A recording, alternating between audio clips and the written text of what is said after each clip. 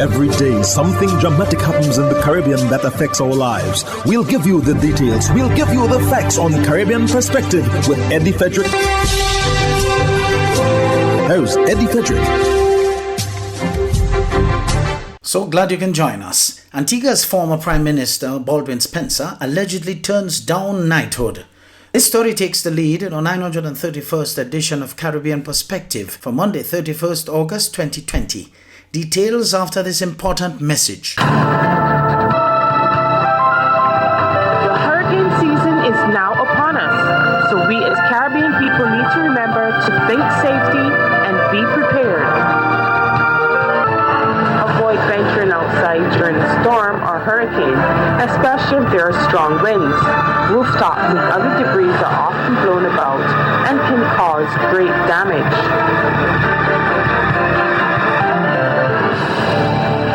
Welcome back.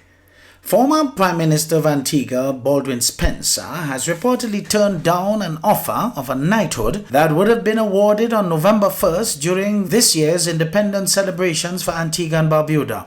A statement issued after the weekly cabinet meeting said that Prime Minister Gaston Brown commenced discussions with the cabinet to award the erstwhile representative from the St. John's Rural West constituency, Mr. Baldwin Spencer, a knighthood during the independence celebrations on November 1st, 2020. Spencer, who was first elected to Parliament in 1989 and was re-elected during 5 consecutive elections thereafter, or up until 2018, when he retired from elective politics, served as Prime Minister from 2004 to 2014.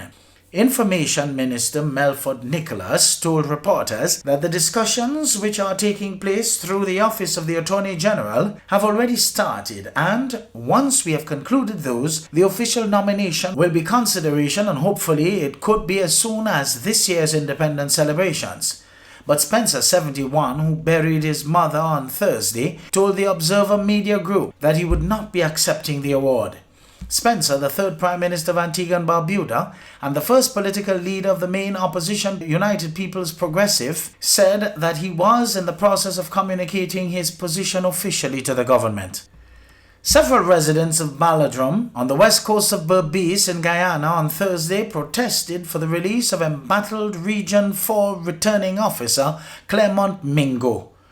The details in this report from HGP's Wendell Badri. Residents of Balladrum on the west coast of Berbice staged a protest on Thursday demanding the release of embattled Region 4 returning officer for GCOM, Clement Mingo. Mingo was arrested late on Tuesday evening at his sister's home in Calcutta, Maikoni, after which he was taken to the Criminal Investigations Department of the Ghana Police Force for questioning in relation to electoral fraud perpetrated at the March 2nd, 2020 general and regional elections. A concerned resident of the village, who is also a senior citizen and who claims to know Mr. Mingo very well, shared how she feels about the fiasco. But today we gonna stand up for Mingo, because Mingo ain't do nothing more than nobody.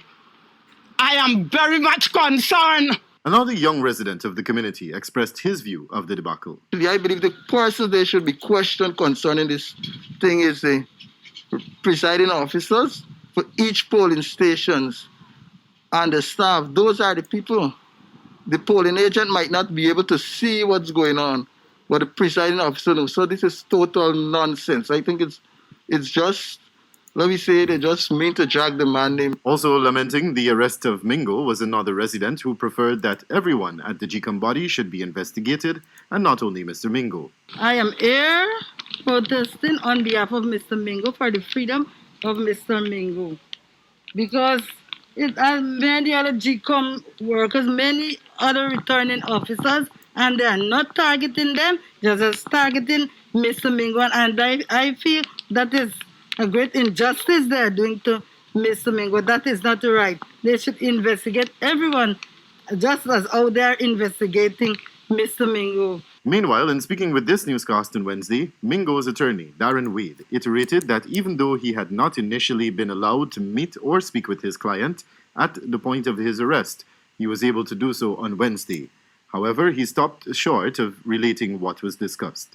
The attorney also took the opportunity to speak to what the law says about the detainment of suspects without evidence within a 72-hour period. Criminal charges had been brought against Claremont Mingo on two separate occasions by Attorney General Anil Nandlal and more recently Minister of Culture, Youth and Sport Charles Ramson Jr., alleging that he conspired to commit fraud when he submitted information and supported by an announcement that the APNU AFC had won the 2020 general and regional elections.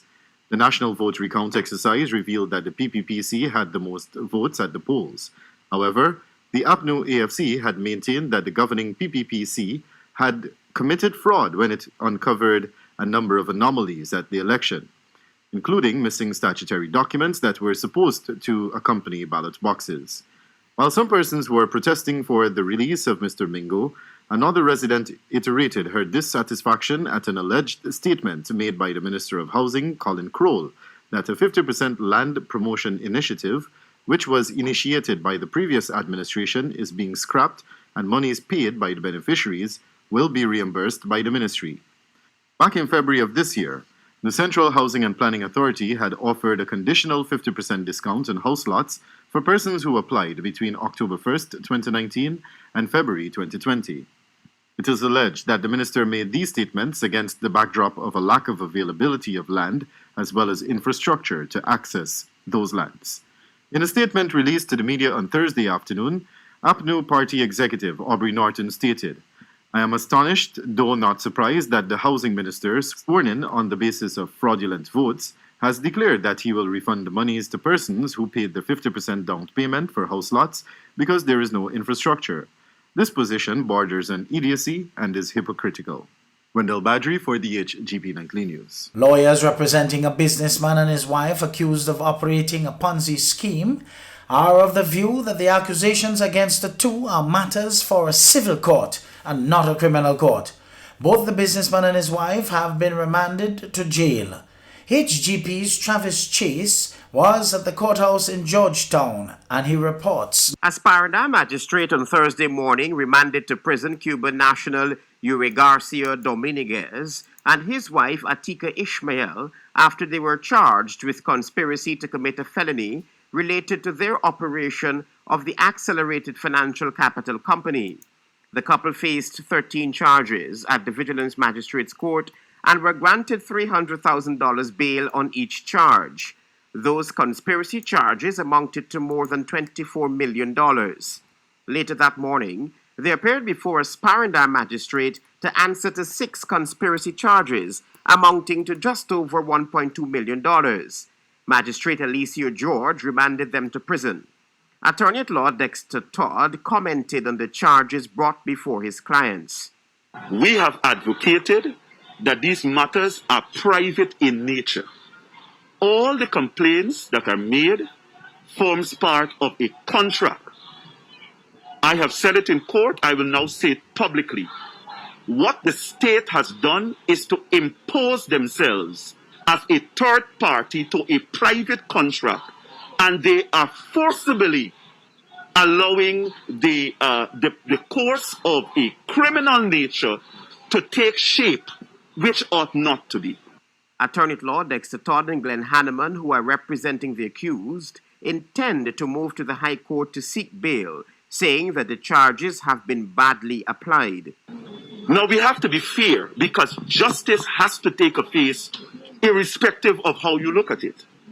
If you are saying that these parties need to get back their monies, common sense will say to you, how are they going to get back their monies if there are no monies in Guyana and monies need to come from overseas? It has to be facilitated by some means.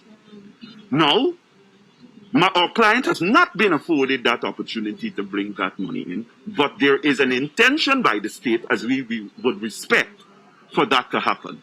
The issue first came to light after Attorney General Anil Nandalan announced that persons were coming forward with information that several persons were allegedly defrauded of millions of dollars after investing in the company.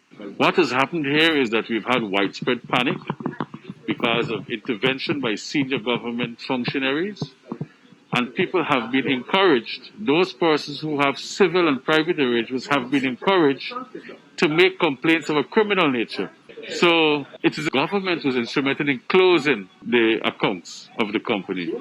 That's Attorney at law Glenn Hanneman. Travis Chase, HGP Nightly News.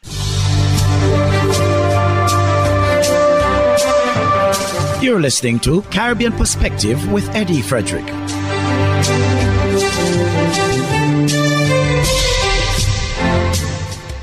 22 members of parliament under the People's National Movement in Trinidad and Tobago and 19 under United National Congress, the UNC, took their oaths of office on Friday last. It all happened at the opening of the 12th Parliament, and the President had one particular question for the 41 MPs. It came amid some sobering words and advice to them. TV6's Alicia Boucher has the details. 22 members of parliament for the People's National Movement and 19 for the United National Congress took their oaths of office today. This happened at the opening of the 12th Parliament, and the President had one particular question for the 41 MPs. It came amid some sobering words and advice to them. Alicia Boucher has the details. Do swear by Almighty God that I will bear true faith and allegiance to Trinidad and Tobago. After opposition by the United National Congress, Bridget Annisette George took her oath as Speaker of the House. It was followed by the oath of the Deputy Speaker Esmond Ford, and then all 41 members of Parliament took their oaths. I, Faris Al-Rawi. I, Penelope Battles. I, Keith Christopher Rowley. Having been elected a Member of Parliament, do swear by Almighty God that I will bear true faith and allegiance to Trinidad and Tobago, will uphold the Constitution and the law, and will conscientiously and impartially discharge responsibilities to the people of Trinidad and Tobago, upon which I am about to enter. The swearing-in of senators on the government, opposition, and independent benches took place simultaneously in the Senate. COVID-19 restrictions did put a damper on the pomp, but the arrival of President Ptolemy Weeks stood out, as the black Lexus in which she was transported was escorted by the mounted branch of the police service.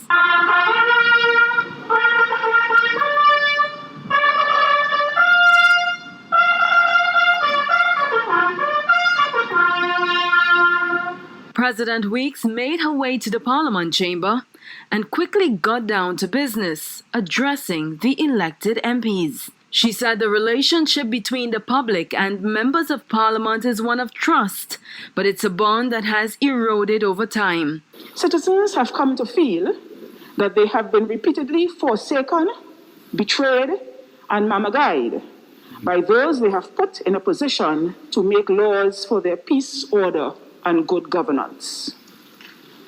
Members of the 12th Parliament, I need to ask you a personal question. Can we trust you? I'm asking for a friend. While expressing hope that the MPs would live up to their oaths, President Weeks said the 650,000 people who voted this year deserve to have active representation. When canvassing for votes, you are omnipresent, all ears and full of concern for their plight. But once you win your seat, you become remote, busy, and unavailable to your constituents. The people who exercise their franchise in your favor want to be assured that they will get value for their vote. President Weeks also addressed young parliamentarians, telling them they'd have to mature quickly to take on the task at hand. Make no mistake, your grace period, if indeed there was one, was between the election or your appointment and the convening of Parliament today. And from today, you are expected to get down to managing the affairs of the public. The novelty of being a parliamentarian is not an acceptable excuse for any shortcomings. She urged MPs to deliver well-thought-out contributions, to pay close attention to debates instead of their mobile devices, to pass good law, and to put aside partisan politics in the interest of the future generation. If there was ever a time for government, opposition, and independent benches to work together, that time is now. Given the COVID-19 pandemic and its exacerbation of pre-existing problems. Can we trust you to bring your A game to these chambers, taking night to make day if necessary, so that you can make a meaningful contribution. President Weeks also admonished MPs to behave in their private lives in similar fashion to their public lives, saying that parliamentarians hold positions of being role models. Alicia Boucher, TV6 News.